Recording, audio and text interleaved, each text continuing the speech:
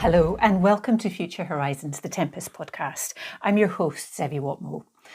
The Strategic Defence Review described international alliances and partnerships as the bedrock of global stability, becoming even more important to the UK in the context of growing risk and uncertainty.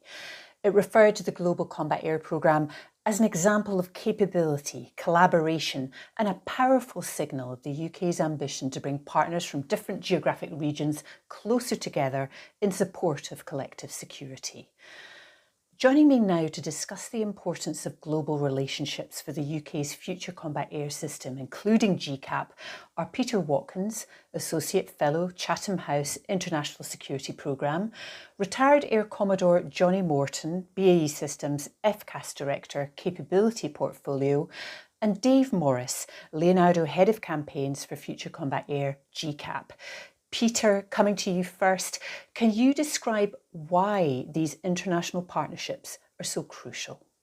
Yeah, well, I was in charge of international security policy for many years in the Ministry of Defence, and I particularly welcome the fact that the Strategic Defence Review was so clear about the contribution that they can make. In some ways, there's nothing new in that. I mean, we started, in my case, down this road with the Strategic Defence and Security Review in 2015, which talked about being international by design, and then 2 years later with our International Defence Engagement Strategy. And basically, these partnerships allow us to work more closely with our allies and close partners. They allow us to share technology, they allow us to build interoperability, and they help to give us presence and access around the globe, which we wouldn't otherwise have. I think it's worth saying that, and GCAP is an absolutely fantastic example of how we've gone global with Japan joining the programme, obviously back in 2021, and then obviously with Italy as well, with our footstep into Europe. So that whole strategy about internationalisation and future partnerships, GCAP is a truly global example of that and the benefits that it can deliver. Going back to the SDR, gives GCAP as an example of what it calls a capability partnership, which is a sort of partnership with other countries which is specifically based upon working closely on new capabilities. But of course, one thing to bear in mind with a program like GCAP is that it is basically quite complicated, and it's also likely to be multi-generational. So it's very important that we do see it as part of that richer tapestry of relationships that we have with Italy and Japan. So conversations about policy and strategy, doctrine, training, and all of those other things. It's part of that, as I said, that bigger tapestry of relationships. So if you're looking at that sense of relationships, international partnerships, there's a lot more pressure now to achieve a higher level of digital integration and real-time data across different platforms. Peter, how do you break down international barriers to achieve that kind of digital cohesion? One thing to say about GCAP is that it was always seen as being a digital platform right from the start. And my colleagues can probably say more about this than me, but in many ways, when one's working in the digital space, many of the lessons that we learnt on previous programs still apply. I mean, the importance of good structures to make decisions, very open communications between the partners, trust. I think that's already been mentioned. I mean, all of those things are still important, even if one has moved into a digital approach. I think one thing that will have changed, and which again my colleagues might say more about, is that with digital approaches you can actually do things a lot faster. And that's one of the sort of principles of GCAP, is that it's seeking to develop this capability in a much faster period than previous programs. Jonny, how is BAE approaching the challenge of presenting a rapid influx of data on a live battlefield? So the GCAP program at the moment, obviously, is in the early days of sort of getting off the ground internationally with the recent stand-up of the GCAP agency and Edgewing in Reading. The program splits itself up into three main risk areas at the moment from an industrial perspective. One is the organisation. The final one is technologies, but the one that sits in the middle is this digital enablement. It's how do we deliver a program that has digital infrastructure in it, not just in the design development phase of the program, but as you highlight, operationally as well, in a way that we can cross international borders with data. We can generate an environment that our engineers can operate live from Japan, from the UK, and from Italy, can all be in this single environment at classifications that we're not used to in order to be able to deliver the program at pace. So industrially, if we don't get digitization right and we don't get the enablement right, then the program will struggle. And a lot of focus has been on how we develop that digital environment. Operationally, clearly data, information, networks, how we transition between domains is key to delivering our capability. And I would say that the core platform, so what GCAP is designed to deliver, is but one node in that network that is able to move data and information around in such a way that we are truly multi-domain in terms of we can reach out through space into other domains. So I think without doing that, what we don't get operational advantage, we don't get decision advantage, we don't actually defeat our adversary. So that's pretty much key for us, is that digital exists in the industrial space today, but digital absolutely needs to exist in the future to maintain our lead, our ability to defeat adversaries in the future.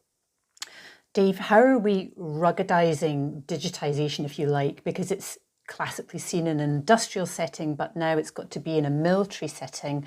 What's the process we're going through to give it that accessibility, but also making sure it's going to be robust? Peter and Jonny have just talked about the importance of digitalization, and it is absolutely crucial. We talk about next gen, sixth gen. The fact that we're designing this system, not just the aircraft, but this system completely differently, and the digitization and the ability to exploit and share data is built into the fabric of the program, if you like. Cybersecurity is a hugely important part of it as well. So we're looking at it right from the start. The security side of being able to move this data around and exploit the data is being built into the design now. And the digital design, we would not. I think it would probably be fairly. Well, it's going to be difficult to design this system anyway. But without the digital design, I don't think we'd ever get there really and be able to exploit what the physical, mechanical parts of the system are really. So previously, it was always important. It was important that your aeroplane could fly at certain heights, certain speed. It could lob a missile a certain distance. That's all still crucial to fighting and winning. But now the ability to exploit data, pass data around in a manner which is usable by your partners within your system, whatever domain they're in, whether in space, on land, on sea, in the air, in cyberspace. So we have to be able to use that information and pass it around in a manner that people can accept and make decisions on.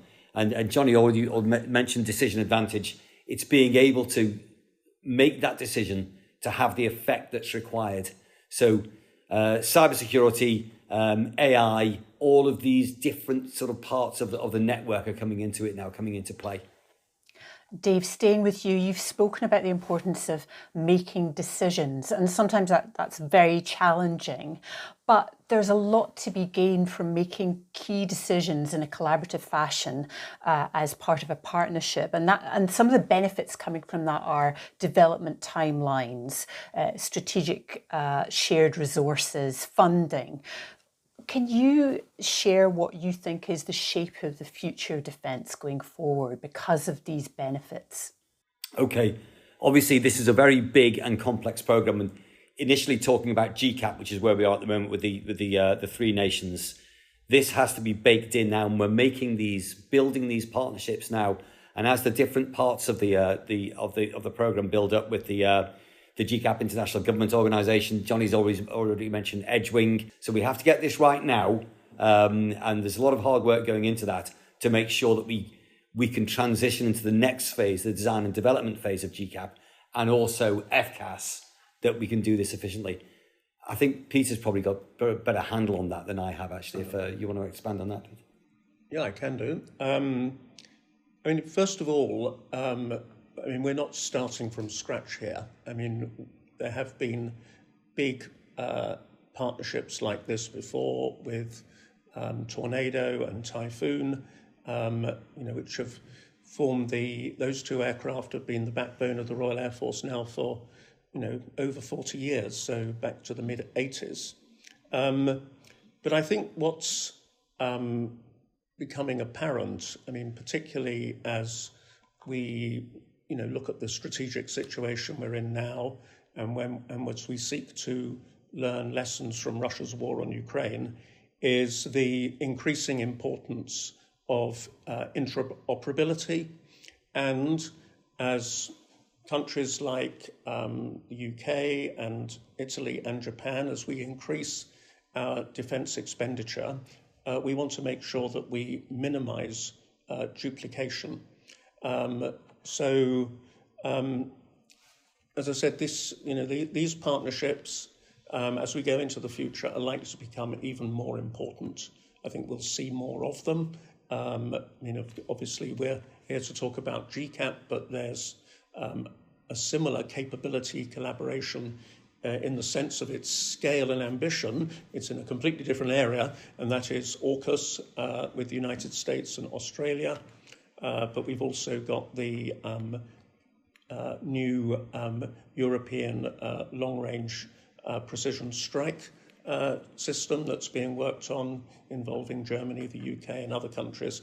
So, as I said, I think we'll see more of these partnerships, and unfortunately, we do have quite a lot of experience of past partnerships that we can learn from and apply those lessons.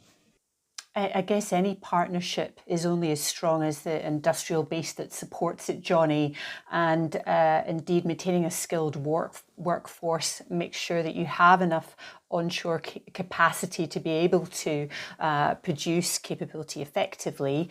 So can you describe the importance of the UK industrial base and the skills we're bringing into the future? So I think we can almost go back to the origins of this podcast from day one, which was obviously focused around Team Tempest and its role, if you like, in the defence realm to get us match fit for an acquisition program. So not just picking on technologies across the core Tempest partners, but also as well as looking at how we would concept future technology together into some form of capability, and that capability has emerged obviously as the GCAP program and the core platform that's at the heart of the program. So when I describe that journey, because clearly I previously on the program in my military life, I used to talk about getting us match fit for the combat air journey. I think where we are today is we're definitely match fit for the first half. And when I say that from a FCAS is about the Future Combat Air System, not just about GCAP. The Future Combat Air System obviously could include things like uncrewed vehicles, non-kinetic, kinetic effects, networks, as well as GCAP itself. And I think as we move forward, I think the language we'll use, both as the sort of key industry partners and government, is we'll talk about a combat air system that GCAP is part of, F-35 is part of, as is Typhoon, and other elements that effectively become our military capability and operational capability downstream in the next 15, 20, 30 years. Because I think one of the benefits that we've got from the sort of digital revolution, if you like, and our ability to network and move data around means that we don't talk about individual aircraft anymore. We talk about systems. And importantly, I think the narrative around a combat air system becomes really, really important going forward.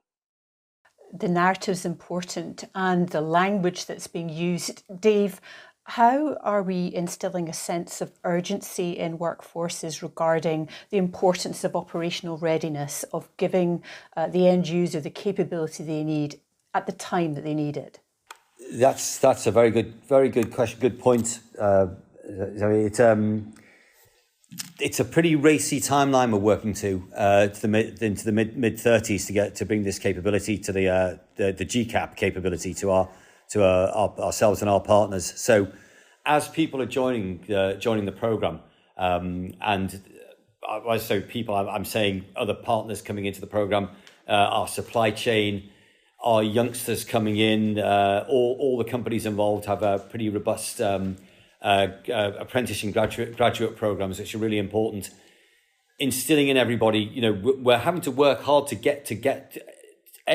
produce this capability, which is very, very difficult thing to do. And not many people in the world are going to be able to do this, but we and our partners can. And we're going to have to work very hard and work together to get there on time. It's ambitious. It's difficult. I can remember a previous one-star in the Royal Air Force who's sitting across the table from me, who said that this is a national endeavour to get this programme going, and it's truly an international endeavour now. And I think that that sense of we're all working this together to create something really, really special. This sort of capability is absolutely what's the word I'm looking for? Groundbreaking. That's probably not the right thing to say. It's revolutionary. It really is this capability that we're developing. And so everyone joining it should be fired up with that excitement to get this thing going. I think certainly that's what I'm seeing, is all the people coming on board, and particularly the young guys and girls who are tipping out of university now and coming out of school into apprenticeship schemes are very, very keen to be part of it and get it pushing along into the next phase. And it is such an exciting field to be working in right now. And Peter, the 2018 UK Combat Air Strategy highlighted the UK's defence services programmes accounted for 80% of the UK's annual defence export orders over the previous decade. But exports are so much more than that, aren't they? It's about more than just offsetting programme costs, and it's really foundational for regional and global security, isn't it? That's right, actually. And if I could just build on what Dave was saying. Yes, there's a sense of urgency around GCAP to meet the in-service date, but it's also worth remembering that we see this programme as the aircraft and the related systems being in service until 2070. And so we're going to have to build the interconnections, as it were, and the linkages between the workforces in the three countries so that they get used to working together over quite a long period. But on your point about exports, in many ways, the idea of what one might call pure exports, just selling a piece of equipment to another country, that's been a thing of the past for quite a long time. When other countries buy our equipment, they don't just want a piece of equipment, they want a whole capability. So they want the training that goes with it, they want the ability to be able to modify it and update it as necessary, and so on. So when we talk about exports, increasingly exports and international partnerships, as it were, they converge. And there are many examples where what started off as exports have become quite deep strategic partnerships. So I think it's absolutely right to think of exports in the broader way that you say. I mean, frankly, it's better business and it's better diplomacy. Jonny, why do you think greater exports build trust in these partnerships? So I think it comes down to working together and generating that trust by working together. I'll reflect on my experience with Japan, in that we first started briefing Japan in great detail back in 2020, and it became very apparent very quickly that there was a degree of trust between both Japan and the UK, operationally as well in industry, that said actually we can do business together. And we can be good partners together. And that obviously mirrors the relationship that we'd had with Italy previously on Tornado Typhoon. So building that trust with future partners is key. But I'd like to probably pick up on a point that Pete sort of talked about there in terms of it's not about exports, it's about partnerships. So I wholeheartedly agree. It's strategic relationships are born from partnerships. And when we talk about, it's not just about GCAP, it's about uncrewed vehicles, it's about networks, it's about integrated training systems as well. This is how a partnership becomes deeper. This is how we can get more bang for our buck, as it were, by building these partnerships. And I think what we're seeing with GCAP is a really good example of how we've built a partnership, not an export strategy, a partnership that is delivering rapid capability. And it's not just about core platform. We'll take technologies from GCAP into other areas of defence. And likewise, in terms of other partners coming in, we may focus on other elements of what I like to call the menu of combat air systems, which could be core platforms, it could be uncrewed, it could be effectors and combinations thereof, depending on what the needs are for new partners. And that includes what sort of depth of industrial relationship do we actually want in that partnership? Because it might be the right of our pure export relationship that takes something that the partners will build, but it could be actually it could be that what we're trying to achieve is in a depth of industrial connectivity relationships that actually allow our industries to grow together. And I think every partner will come into GCAP and FCAS at a different depth depending on their needs. And Dave, ultimately, is there a bit of a virtuous cycle set up? Because when we're boosting another country's autonomy and military readiness, are we in turn making them a more capable partner when we need to call on them ourselves? Yeah, of course. Hopefully that will be the case. And as we work together with other nations, they'll become partners. They will be allies. We're developing technologies together, which will help us to operate. Interoperability is hugely important as we move forward in an unstable, uncertain world. That we know that we can, at a partner nation within GCAP initially, then FCAS, we know their capabilities, we know how their systems operate, we know where we can operate with them, where we can fill each other's gaps if necessary. And as we work together, and we're seeing this now with their Italian and Japanese partners, as we get more and more people in each other's countries sitting down, working together, we're building that trust, building those relationships, which will transfer into the military environment when our pilots are flying alongside each other and our technicians and aviators are working together to maintain, service and develop these systems. Because we're just at the start here. GCAP, FCAS is an emerging entity which will develop over many, many years. As Peter was saying, it's going to be in service until the 2070s. It's going to be a very, very different system by then from what we're envisaging coming in the next few years. So yes, as you say, Zevi, a virtuous circle is certainly what we're trying to develop here. And collaboration with our international partners also supports innovation and strengthens the industrial base, which is key to maintaining deterrence and national resilience. Peter, could you tell us what you think about the importance of the industrial base in the delivery of any partnership capability? Yes, just to unpack your question a bit. For a long time, when we've thought about deterrence, we've thought about it very much in terms of the forces that we have available in order to take part in operations or whatever. But I think it's been increasingly recognised that actually successful deterrence involves more than that. It involves having a strong industrial base so that you can sustain those forces, so that you can update them and modify them as you need to. And as has been illustrated by Russia's war on Ukraine, you need to be able to do that. If you're defending yourself as Ukrainians are, you need to be able to do that very quickly. And to be able to do that, you need to have those indigenous defence assets, industrial assets of your own. So this has been gradually become more recognised. If I think of the Defence and Security Industrial Strategy, the so-called DCIS, back in 2021, I mean, that recognised formally in an official document, I think for the first time, that the defence industrial base is a strategic asset. And then, of course, the recent SDR is even clearer about this. I mean, it says, and I'm quoting here, industrial power is central to deterrence. And it's central to deterrence for the reason that I said.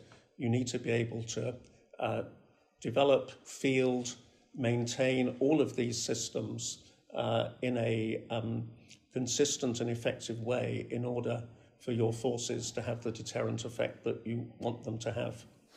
Dave, to what degree is there a sharing of intelligence as part of that exploration of deterrence? Well, the sharing of intelligence is crucial, particularly in the field that we're involved in within Leonardo with our sensors and our self-defense systems. We need to be able to, and this all comes back to the deterrence side of things, which Peter was just talking about. Develop, maintain, and field equipment, but we need to be able to evolve that equipment as well and iterate it and spiral it up very, very quickly. And that relies very heavily on intelligence as to what the threat is and how we can counter that threat effectively and quickly. And that all adds to deterrence. A potential aggressor may think, well, I can sustain a fight. I can go and pick a fight and do it for a month if that's all I'm trying to do. But we need to show that we can sustain that fight for years if necessary. Jonny, I think you probably agree with that, would you? Yeah, and I think what I would say is that global resilience is a critical outcome of the programme. The fact that we've got the partners we have today, and we will progress with future partners, that provides us that global resilience that we will need in the future, that gives that degree of deterrence. And of course, we mustn't forget, we can't have any podcast without talking about freedom of action, freedom of modification, which is obviously the key tenets of the entire programme. And that's at the programme's core, that how we respond to our adversary, who looks at us, on a daily basis and tries to do better, invest more, is in terms of scale, it's huge. We need to be in a position where we can counter that with an adaptable programme. The sharing of our understanding across the partners is critical for that. A common threat statement is critical for the outcome that we're trying to deliver with GCAP, and indeed the other systems that we consider inside our combat air system today. Dave, Jonny and Peter, thank you very much for your time today, and thank you to everyone who's listened to Future Horizons.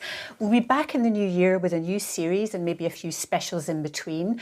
Don't forget to subscribe to Future Horizons so you don't miss a future episode, and if you can, please leave us a rating or a comment. We'd love to hear your thoughts.